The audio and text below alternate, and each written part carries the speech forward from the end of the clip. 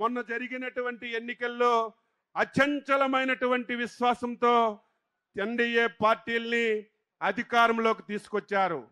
10 మాసాలు అయింది. రాష్ట్రంలో ఆర్థిక పరిస్థితి చాలా దయనీయంగా ఉంది. ఈరోజు గత ప్రభుత్వాలు ఆంధ్రప్రదేశ్ రాష్ట్రాన్ని చిన్నాభిన్నం చేశాయి. ఆర్థికంగా కోలుకోలేనటువంటి పరిస్థితిని తీసుకొచ్చాయి. అయినా సరే ఇచ్చిన మాట ప్రకారం ఆ రోజు చంద్రబాబు నాయుడు గారు ఎవరైతే మత్స్యకారులు 2 మాసాలు వేట నిషేధ సమయం జరుగుతుందో వాళ్ళకి బతకడానికి భృతి ఇవ్వాలని మొట్టమొదటిసారి 4,000 రూపాయలు భృతి ప్రకటించినటువంటి వ్యక్తి మన నాయకుడు చంద్రబాబు నాయుడు గారు అని చెప్పి మీ అందరికీ తెలియజేస్తున్నాను. ఒక్క భృతే కాదు, ఈరోజు మీరు వేట చేసుకోవడానికి పడవలు కానీ వల్ల కానీ పట్టుకున్న చేపలు ఇతర ప్రాంతాల్లో అమ్మడానికి బొలోరో వెహికల్స్ కానీ మోపిడ్స్ కానీ అన్నీ మనం ఇచ్చాం. ఆ రోజు చంద్రబాబు నాయుడు గారు 10,000 ఇచ్చారు, 4,000 ఇచ్చారు. నేను 10,000 ఇస్తానని చెప్పి గత ప్రభుత్వం 10,000 ఇచ్చింది.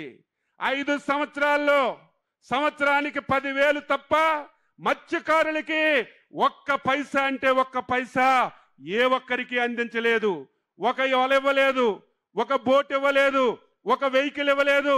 కనీసం మత్స్యకారులు వారి ఆర్థిక పరిస్థితిని పెంచుకోవడానికి ఈరోజు ప్రభుత్వం నుంచి ఒక్క లోను కూడా ఇచ్చినటువంటి పరిస్థితి లేదు. మొన్న ఎన్నికల్లో ఎన్డీఏ పార్టీలు స్పష్టంగా హామీ ఇచ్చాయి, మమ్మల్ని గెలిపించండి, మీకు ఇస్తున్నటువంటి 10,000 20,000 చేస్తామని చెప్పాము. కానీ అధికారంలోకి వస్తే ఆర్థిక పరిస్థితి చూస్తే చాలా దయనీయంగా ఉంది. ఇవ్వలేనటువంటి పరిస్థితి. చాలా మంది మత్స్యకారు పెద్దలు మన ముఖ్యమంత్రి దగ్గరికి వచ్చారు. సార్, మాకు ఆర్థిక పరిస్థితి తెలుసు, రాష్ట్రంలో చాలా ఇబ్బందులు ఉన్నాయి, చాలా సమస్యలు ఉన్నాయి, తర్వాత 20,000 ఇద్దరు కానీ ముందు 10,000 ఇవ్వండి అని అడిగారు. కానీ మన ముఖ్యమంత్రి గారు ఒప్పుకోలేదు.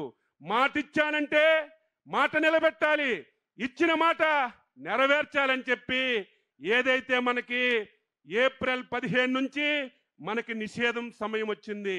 ఈ సమయంలోనే 20,000 చొప్పున ఈరోజు మన ముఖ్యమంత్రి గారి చేతుల మీదుగా మీకు అందించడం ఇది ఒక శుభ పరిణామం అని ఈ సందర్భంగా తెలియజేస్తున్నాను.